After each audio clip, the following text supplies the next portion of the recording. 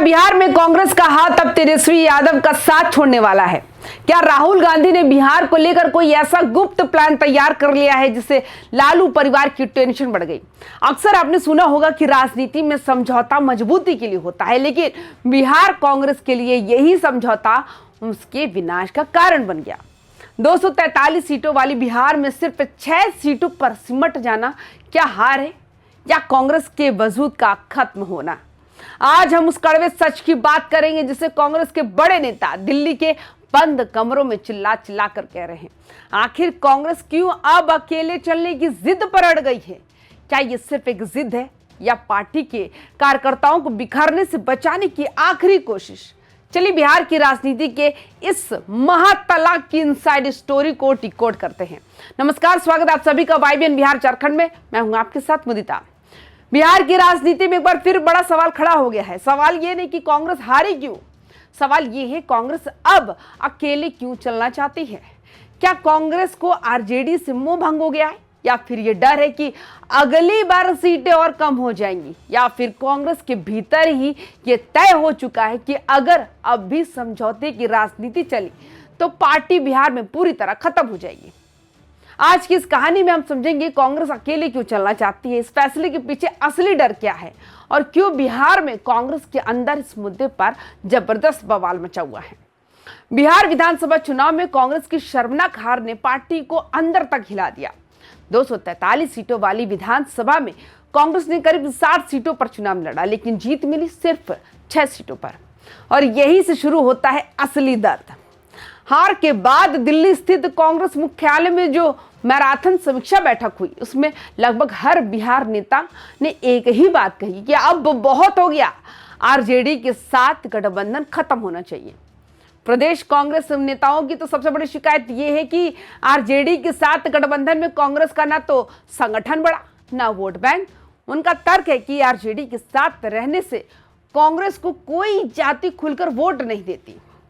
यादव तो vote RJD का है, मुस्लिम वोट अब AIM का हो गया है, सवर्ण OBC और अति पिछड़ा वोट पहले ही कांग्रेस से दूर हो चुके हैं, तो फिर कांग्रेस के हिस्से क्या बचता है? वैसे ये मांग कोई उनकी नई नहीं है। वरिष्ठ नेता किशोर कुमार झा हो या कई पुराने कांग्रेसी चेहरे जो पिछले कई चुनावों से एकला चलो की बात करते आ रहे हैं, उनका कहना है कि अगर कांग्रेस को बिहार में जिंदा रहना है तो उसे अपने पैरों पर खड़ा होना होगा। आरजेडी के साथ गठबंधन में कांग्रेस हमेशा जूनियर पार्टनर रही है, सीटें भी कम, सम्मान भी कम और हार की जिम्मेदारी पूरी। अब आते हैं उस एंगल पर जो बाहर कम और अंदर खाने ज्यादा चर्चा में है। कांग्रेस नेताओं को पता है कि अगर पार्टी बार बार गठबंधन में कमजोर प्रदर्शन करती है तो अगली बार सीटों का दावा और कमजोर हो जाएगा। मान लीजिए इस बार कांग्रेस ने 60 सीटें लड़ी और सिर्फ 6 सीटें जीती, तो अगली बार आरजेडी कहेगा कि आप 30 सीटों पर लड़िए और उसके बाद 20 सीट, 15 सीट। यानी कांग्रेस ने धीरे धीरे खुद को सिमटता हुआ देख रही है।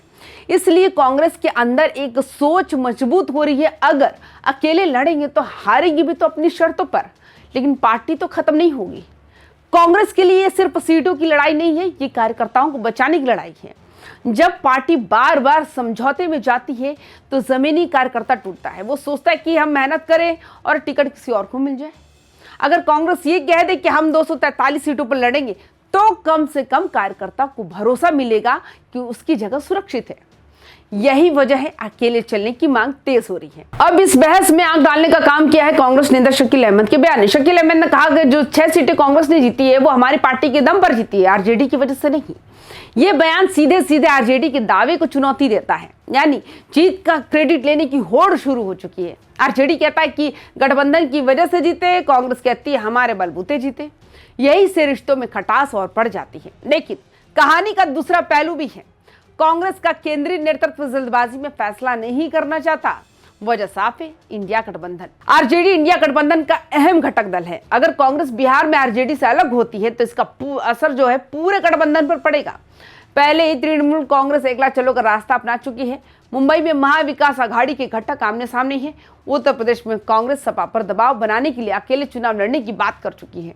झारखंड में भी सब कुछ ठीक नहीं है। ऐसे में कांग्रेस नेतृत्व डर रहा है, अगर बिहार में भी गठबंधन टूटा तो इंडिया गठबंधन का नाम ही रह जाएगा, काम नहीं। यही कांग्रेस की सबसे बड़ी दिक्कत है। प्रदेश नेतृत्व कहता है कि अकेले चलो वरना खत्म हो जाएंगे। केंद्रीय नेतृत्व कहता है कि गठबंधन बचाओ वरना राष्ट्रीय राजनीति में नुकसान होगा। और इसी खींचतान में कांग्रेस फंसी हुई है।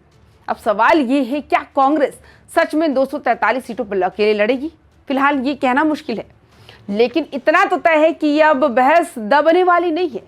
प्रदेश कांग्रेस के नेता खुलकर बोल रहे हैं, कार्यकर्ता दबाव बना रहे हैं और पार्टी के भीतर ये भावना मजबूत हो रही है कि अब समझौते की राजनीति से ज्यादा नुकसान हो रहा है।